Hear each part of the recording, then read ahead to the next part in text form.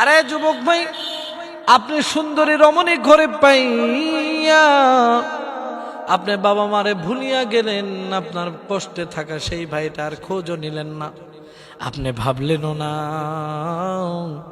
ওই কঠিন কিয়ামতের ময়দানে আমার মালিক যদি আপনাকে কাঠগড়ায় দাঁড় করায় দেয়, বিচারের কাঠগড়ায়, তখন আপনি কি জবাবটা দিবেন? একটা বার একটু চিন্তা করে দেখেন না রে ভাই আমার।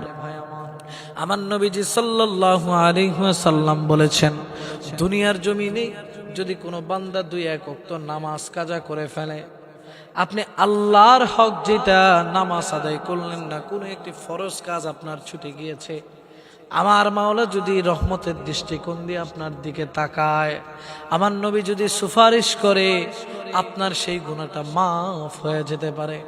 কিন্তু আমার মালিক ডাক দিয়ে বলিয়া দিয়েছেন, ও আমার বান্দারা, ও নবীজির উম্মতেরা, শুনে নাও, শুনে নাও, যদি কোনো ব্যক্তি বান্দার হক নষ্ট করে, আমি আল্লাহ ওই কঠিন কিয়ামতের ময়দানে এমন ভাবে ধরবো যে তোমরা কোনোদিন কোনোভাবে ছুটতে পারবা না। আল্লাহ বলেছেন, যদি তুমি আমি মালিকের কোনো একটি হক নষ্ট করে থাকো, আমি আল্লাহ তোমাকে এটা মাফ করে দিতেও পারি।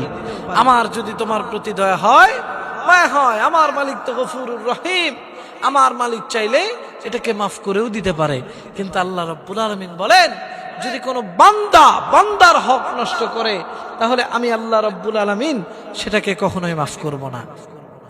নবীজি সাল্লাল্লাহু আলাইহি ওয়াসাল্লাম বলেছেন, কিয়ামতের ময়দানে এমন মানুষ দেখা যাবে,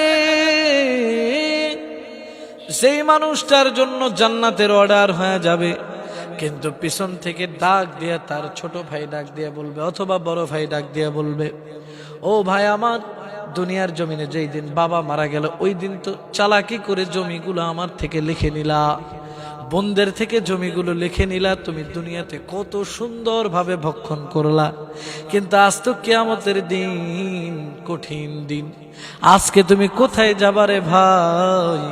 আজকে তোমার কোনো রেহাই নাই, জান্নাতের অর্ডার হয়ে যাবে। তারপরে নবীজি সাল্লাল্লাহু আলাইহি সাল্লাম বললেন, ওই ব্যক্তিকে পিছন থেকে ধরা হবে, তার বোন ধরবে, তার ভাই ধরবে, তার আত্মীয় স্বজন যারা রয়েছেন তারা ধরবে, ধরে ডাক দিয়ে বলবে,